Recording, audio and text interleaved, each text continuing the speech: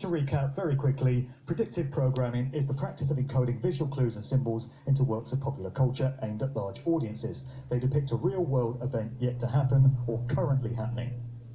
And typically, you get aspects of this cropping up in movies, in TV shows, in music videos, in live concerts, and any other outlet which reaches large numbers of people. And the intention is to have an effect on the subconscious mind, to get right into an individual's psyche and to implant certain ideas and perceptions in the subliminal mind. It's been going on forever. The classic example of this concept in action is the 9/11 event of 2001. There have been several hundred examples of 9/11 predictive programming that have been identified by researchers. We can look at just a few here, just a small handful. This is from the movie Independence Day, where you get a close-up on a clock counting down, and the figures on the clock just happen to be 9/11/01, as in the date of that event. In the Matrix movie, we get a close-up of Neo's passport. The expiry date just happens to be the 11th of September 2001. They're implanting that date into people's minds ahead of the event. This was 2 years before 9/11 happened. Here's a montage of various movie scenes which depict aspects of 9/11. All long before it happened. We have a cartoon montage as well. The Simpsons always have previous with this sort of thing. South Park similarly, and many other cartoons going all the way back to the 1970s here.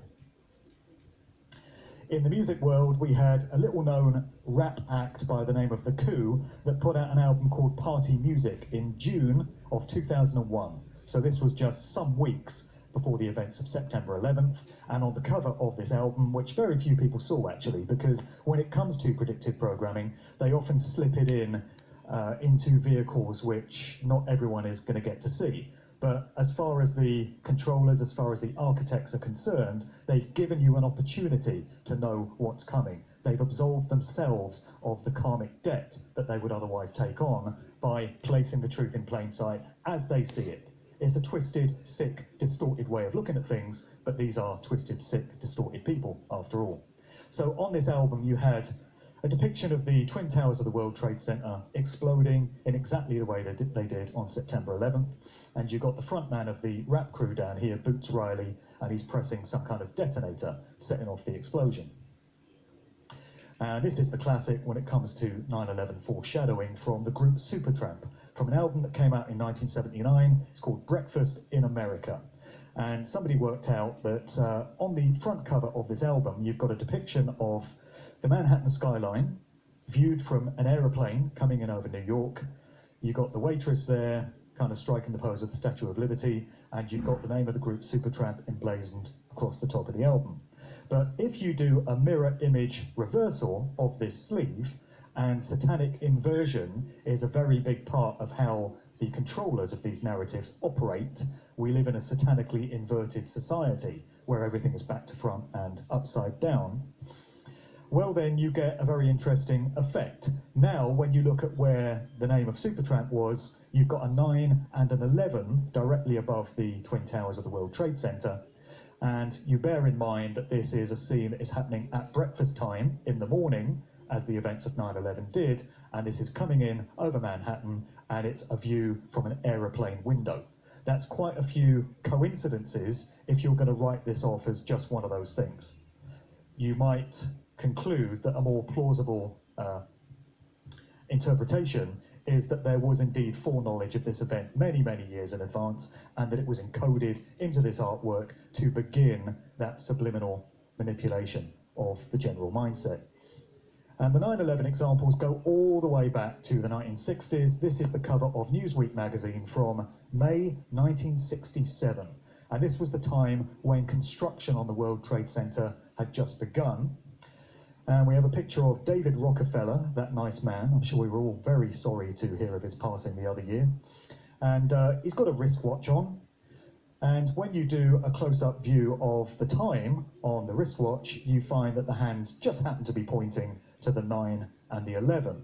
And somebody's also worked out that if you go inside the magazine to one of the ad pages, you've got what appear to be the two Twin Towers of the World Trade Center on this guy's sweatshirt here. So again, you could chalk it up as coincidence and just one of those things, but I wonder what the mathematical odds really are of it being a genuine coincidence, particularly when you factor it in with all the other many examples we have from over the years. You've got to be in a very heavy state of denial, or you've got to be prepared to accept mathematical odds of several billion to one to conclude that all this is just meaningless coincidence. And so we come up to date with the current coronavirus situation, and you won't be disappointed when it comes to examples of what we've been fed through the mainstream media and what we've been told by government ministers these past few weeks and months, because there's no shortage of these aspects which have been drip-fed into our subconscious as well. The first one takes us back almost 40 years. It's a novel that was put out by Dean Koontz called The Eyes of Darkness, and this was published in 1981. Very interestingly, when you go inside it, you get an aspect of the story talking about a virus which comes out of not just China, but it gets as specific as to name the city as Wuhan. And here it's talking about this strain of man-made microorganisms created at that research center. Wuhan 400 is a perfect weapon, said the book.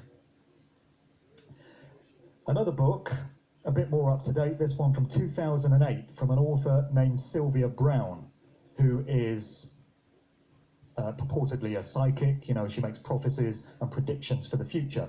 And this particular book was called End of Days. Very tellingly, in this book, this section reads, in around 2020, a severe pneumonia-like illness will spread throughout the globe, attacking, she was no flat earther, attacking the lungs and the bronchial tubes and resisting all known treatments. Almost more baffling than the illness itself will be the fact that it will suddenly vanish as quickly as it arrived, attack again 10 years later, that would be 2030, as in Agenda 2030, and then disappear completely. So I like the bits where she talks about it going away, and particularly where it goes away completely. But yeah, she got very accurate with that prediction back in 2008, didn't she? Now we're going into some examples of coronavirus programming which appeared in movies and TV shows. The first excerpt I'm going to play you is from a TV adaptation of Stephen King's Dead Zone stories. And this went out on US TV between 2003 and 2007. I think this particular episode was from 2005. It kind of speaks for itself, so let's take a listen to this. All right, what's going on? Just let me think about where to start. Well, he saw something. What is it? I saw a virus. I think some kind of disease. A virus? Like what? Like SARS? I don't know. All I know is that it's highly infectious. It may be fatal. Right now, we could all be infected. If we take this outside, we risk the whole town. Johnny, how big is this gonna get? I don't know. We just have to do everything we can to stop this, starting right now. He's right. All right, here's what's gonna happen. We need to make sure that everybody that's inside stays inside. I'm gonna get a few deputies on it. We'll call it a lockdown. Lockdown? Well, until I come up with something better. Alt, no.